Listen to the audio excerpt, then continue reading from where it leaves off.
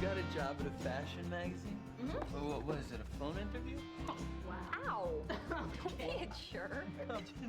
Miranda Priestley is famous for being unpredictable. Okay, Doug, how is it that you know who she is and I didn't? I'm actually a girl. Oh, that would explain so much. But seriously, Miranda Priestley is a huge deal. I bet a million girls would kill for that job. Yeah, great. The thing is, I'm not one of them.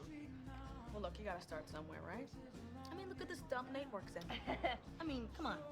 Paper napkins? Hello? Yeah, and Lily, she works at that gallery doing, Oh, I'm sorry. What exactly is it that you do, anyway?